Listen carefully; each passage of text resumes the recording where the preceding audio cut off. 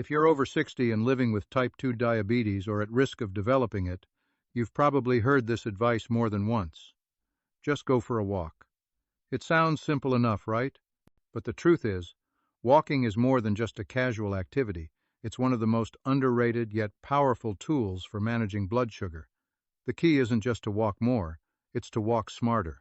As we age, our bodies respond differently to physical activity. Muscles may stiffen, joints ache a bit more, and energy levels fluctuate. But here's the good news. Walking remains one of the safest, most accessible forms of movement available to older adults. It doesn't require a gym membership or fancy equipment. You don't need to run a marathon or even leave your neighborhood. All you need is a pair of supportive shoes and a plan that works with your body, not against it. When done correctly, walking can help lower post-meal blood sugar spikes, increase insulin sensitivity, and improve overall circulation. But what most people don't realize is that how and when you walk can be just as important as the walk itself. Too often, people over 60 either push themselves too hard or walk without purpose, missing out on the full benefits of this simple exercise. This article is not about urging you to walk farther or faster. Instead, it's about walking with intention.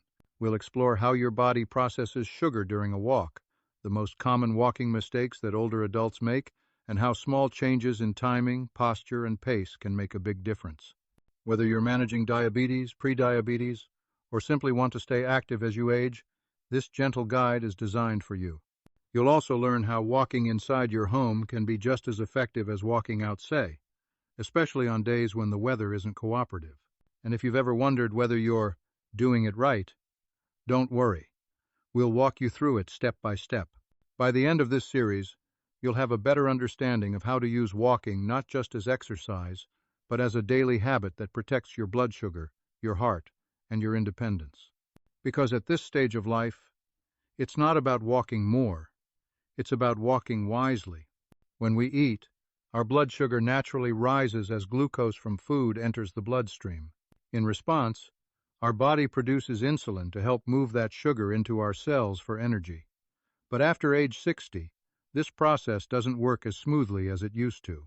Many older adults experience something called insulin resistance, where cells don't respond well to insulin, causing blood sugar to stay elevated for longer. That's where walking comes in. Even a short, gentle walk after a meal acts like a natural assistant to insulin. When you move your muscles, especially your legs, they start pulling sugar out of your bloodstream on their own, without needing as much insulin. This process is called non-insulin-mediated glucose uptake, and it's one of the simplest ways to reduce post-meal spikes.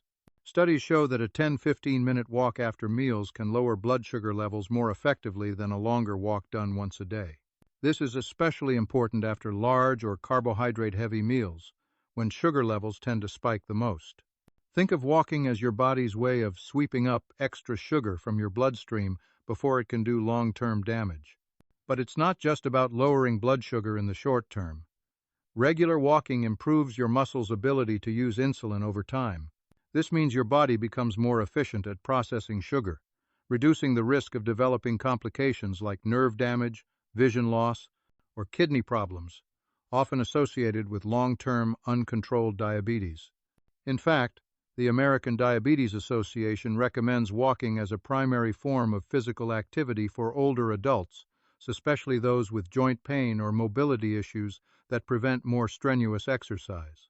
And because walking is weight-bearing but low impact, it helps maintain bone strength, balance, and circulation without placing too much stress on aging joints.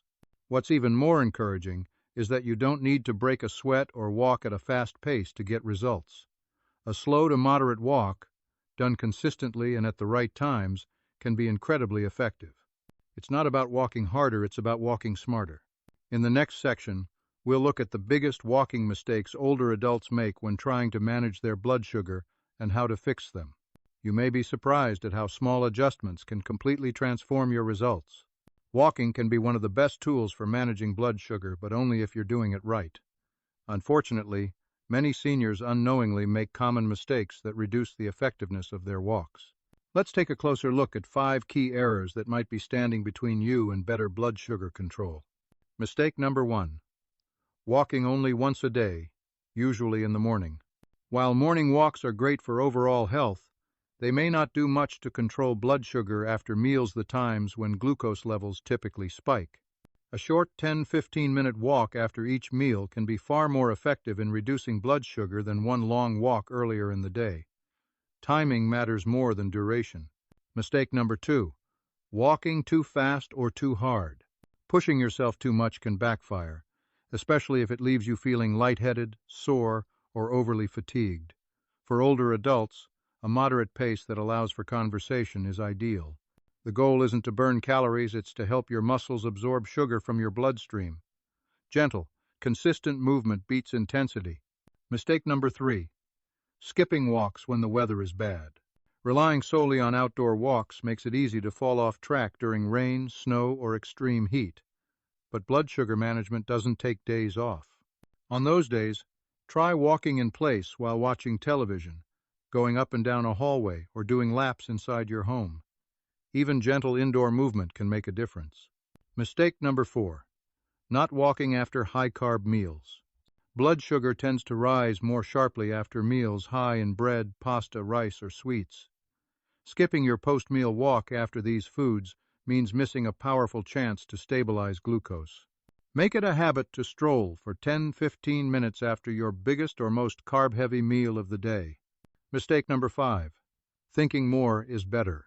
Some people try to compensate for missed days by overdoing it later, walking too far or too long at once. But this can strain joints, raise cortisol, a stress hormone, and even cause blood sugar to rise temporarily. Instead, focus on consistency. A few short, relaxed walks each day are better than one exhausting marathon session. Avoiding these 5 mistakes can dramatically improve the impact your walks have on blood sugar. It's not about doing more, it's about doing it at the right time and in the right way. In the next section, we'll explore how to build the perfect walking routine for seniors looking to manage diabetes, even with limited time, energy, or mobility. Managing blood sugar through walking doesn't mean you need to commit to long or intense workouts.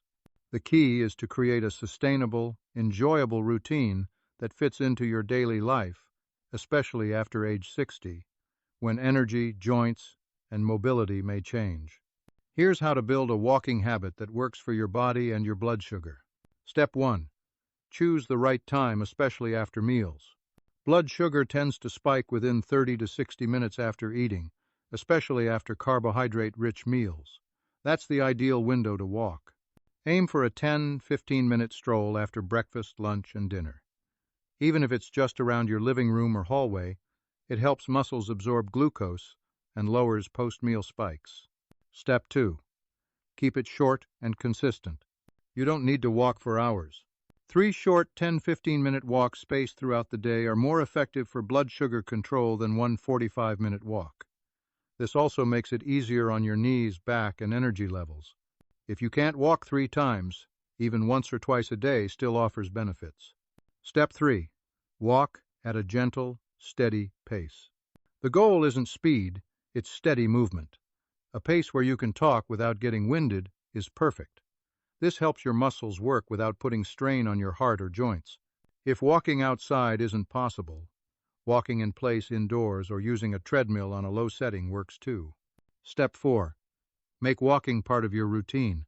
Link your walks to something you already do, right after meals, after your favorite television show, or before your evening shower. This builds a habit and makes it easier to stick with over time. Comfortable walking shoes and a clear, safe walking path can also make a big difference. Step 5. Listen to your body. If you feel dizzy, short of breath, or unusually tired, stop and rest. Walking is meant to support your health, not push you into discomfort. Some people find that walking with music, an audiobook, or a friend helps them stay motivated and makes the time fly by. By following these steps, you'll create a walking routine that supports healthy blood sugar without overwhelming your body. It's not about walking farther or fast air. It's about walking smart, often, and with care. Next, we'll discuss how to stay motivated and track your progresso. Your walking habit becomes something you enjoy and stick with long term. Forming a new habit, especially later in life, takes more than just good intentions. The key to making walking a long-term solution for blood sugar control is staying motivated and tracking your progress in a way that feels rewarding, not overwhelming. I.e., start small and build momentum. It's better to begin with small, consistent steps than to burn out by doing too much at once. Set a gentle goal like 10 minutes after breakfast or walk to the mailbox and back twice. Celebrate small wins. They are the building blocks of lasting change. 2. Use simple tracking tools. You don't need fancy gadgets. A paper calendar, small notebook, or simple checklist can help. Mark off the days you walked and how long you moved. This not only helps you stay accountable, but also gives you a sense of accomplishment as you see the progress over time. 3. Notice how you feel. Beyond numbers, pay attention to changes in how your body feels. Are you sleeping better? Do you feel more alert in the afternoon? Is your blood sugar more stable? These small improvements are powerful motivation and proof that your walking habit is working. 4. Make it enjoyable. Enjoyment keeps you coming back. Walk with a friend, listen to your favorite music, or explore different routes if you go outdoors. Indoors, try walking in place while watching television or listening to an audiobook. When walking feels like a treat, not a chore, it becomes something you look forward to. 5. Involve others. Let a family member, friend, or neighbor know about your walking goal. You don't need to walk together every time, but sharing your progress or even walking once a week with someone else can keep you encouraged. Social support often makes a big difference. 6. Adjust as needed. Some days your energy may be low, or your joints might ache. That's okay. Take a shorter walk, walk in place, or rest if needed. What matters is consistency over time, not perfection every day. The habit should serve your health, not strain it. Final tip. Keep a small log of your blood sugar readings, if possible, especially before and after walks. Over time, you may see a clear pattern of improvement. For people over 60 living with or at risk of diabetes, walking shouldn't feel like a burden or a punishment. It should be a calming, healing part of your daily rhythm.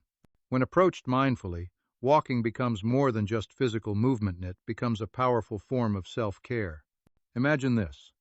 Instead of rushing through the neighborhood just to meet a step goal, you step outside after dinner, take a deep breath, and walk slowly under the trees or around your block. Your heart rate stays steady, your muscles gently engage, and your mind finds calm. This kind of walking can help regulate blood sugar, improve circulation, reduce inflammation, and lift your mood, all without straining your body. Consistency is more important than intensity. A 10-minute walk after each meal can have a bigger impact on your blood sugar than a 45-minute walk once a day. Why? Because you're helping your body process glucose right when it needs it. These short, intentional walks also protect against long periods of sitting, which is a hidden risk factor for seniors. They keep the metabolism gently active throughout the day, creating a steady rhythm that supports better insulin sensitivity. There's also something quietly empowering about this daily habit. You don't need a gym. You don't need special equipment. You don't even need perfect weather. Whether you walk around your living room, your backyard, or a quiet street, every step counts when it's done with purpose. Walking reminds us that managing diabetes after 60 isn't about doing more, it's about doing what matters with care. So the next time you lace up your shoes, don't worry about speed or distance. Focus instead on how you feel. Is your breath steady? Are your joints comfortable? Are you walking with peace, not pressure? That's the sweet spot. That's where healing begins. In the end, walking isn't just a tool to lower blood sugar, it's a way to reconnect with your body, honor its pace, and choose wellness gently every single day. After all, growing older doesn't mean doing less, it means doing what truly works, and walking the right way may be one of the simplest and most powerful steps you can take.